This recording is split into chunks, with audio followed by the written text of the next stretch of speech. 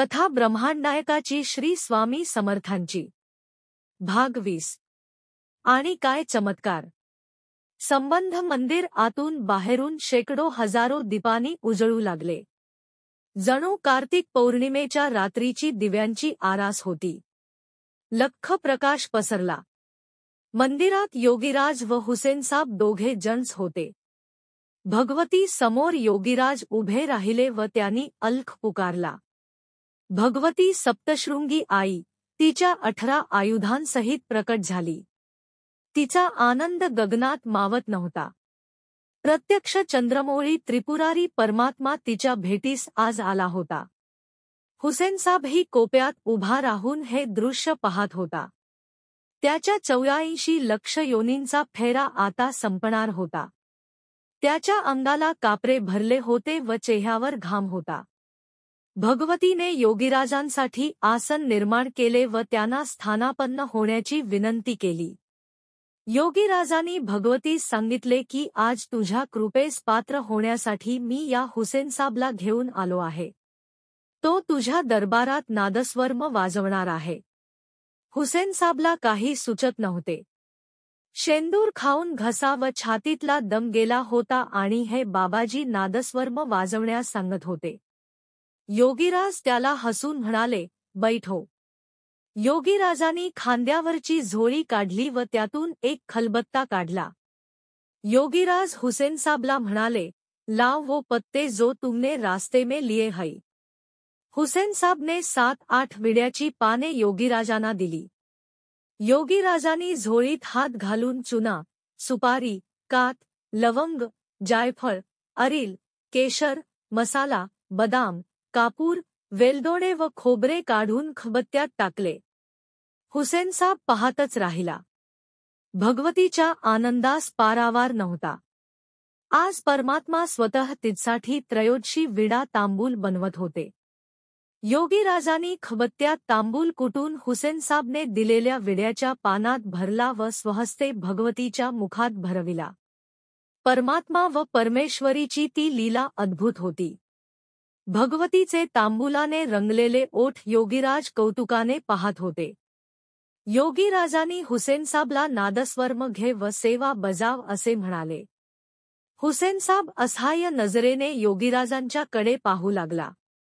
भगवती ही भक्त व भगवंताची ही लीला आज साक्षीरूपाने पाहत होती. योगीराजांनी खुणावून हुसेनसाबला मृदुंग त्यांच्यापुढे ठेवण्यास सांगितले व आपला अभयकर उंचावून हम है असे म्हणाले. भगवतीने आपल्या मुखातील तांबूलाचा प्रसाद स्वहस्ताने हुसेनसाबच्या मुखात भरवला. योगीराजांनी आता मृदुंग आपल्या पुढ्यात ओढून घेतला व बसूनच पायात धरून थाप मारली. आज परमात्मा चंद्रमौळी योगीराजांना हुसेनसाब बरोबर नादब्रह्माची साथ करण्याची लहर आली होती. हुसेनने थरथरत्या हातांनी व डबडल्या चेहऱ्यानी नादस्वर्म उचलले. योगीराजांची नजर हुसेनच्या कंठावर होती. हुसेनने डोळ्यानेच योगीराज व भगवतीस वंदन केले व श्वास आत खेचला. आणि काय चमत्कार. हुसेनचे नादस्वर्मचे स्वर पूर्वीसारखेच उफाळून येऊ लागले. योगीराजांनी मृदुंगावर थाप मारली. त्यांची बोटे लयबद्ध हलू लागली.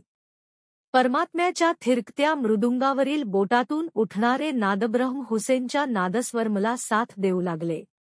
स्वर्गीय संगीत तेथे प्रकट होत होते. भक्ताच्या साथीला भगवंत. भगवती मान डोलावून ऐकत होती. नादब्रह्माच्या अद्भुत आवाजाने व नादस्वरमच्या ध्वनीने तेथे आजूबाजूच्या गर्द जंगलातील सर्प व मोठे नाग जमून ईश्वरीय संगीतावर डोलू लागले. त्यातील एका नागाने योगीराजांच्या खांद्यावर चढून आपला फणा उभारून डोक्यावर छाया धरली. योगीराजांच्या दंडावर व मनगटांवरही सर्पांनी वेटोळे घातले होते. योगीराज भवानी साठी आता साक्षात नटराज होते. तो अद्वितीय संगीताचा कार्यक्रम पाहण्यास सप्तशृंगीच्या मंदिरावर देव, यक्ष, गंधर्व व किन्नर सारे जमा झाले होते. रात्र उलटून ब्राह्ममुहूर्ताची सुरुवात झाली. योगीराजांनी मृदुंग वादन थांबवले. हुसेनसाबच्या डोळ्यातून घळघळ अश्रू वाहत होते. त्याने धावत जाऊन योगीराजांचे पाय धरले व म्हणाला, मालिक, आपकी रहमत ऐसी बनी रहे. योगीराजांनी हुसेनच्या डोक्यावर हात ठेवून त्याला आशीर्वाद दिला. आता पहाट होऊ लागली. भगवती व योगीराजांनी हुसेनसाबला आशीर्वाद देऊन परतण्याची अनुमती दिली. हुसेनसाब भगवतीच्या मंदिरातून बाहेर पडला, परंतु त्याची नजर सारखी पाठी वळून पाहत होती. आनंदित अश्रू आवरत त्याने गड उतरण्यास सुरुवात केली. भगवती सप्तशृंगी आईने योगीराजास प्रणिपात केला व लुप्त झाली. योगीराजांनी त्रिशूळ उचलला व झोळी खाकेस लावली. खडवांचा आवाज करीत त्या पहाटेच्या नीरव शांततेत योगीराज आता गड उतरत होते. एका संकटात असलेल्या भक्तास तारून त्याचा उद्धार करून त्यांचेही मन तृप्त होते. क्रमशः हा व्हिडिओ आवडला असल्यास लाईक करा, शेअर करा आणि चॅनलला सबस्क्राईब करा. नवीन अपडेट्ससाठी बेल आयकॉन दाबा. व्हिडिओ कसा वाटला ते कमेंटमध्ये नक्की कळवा.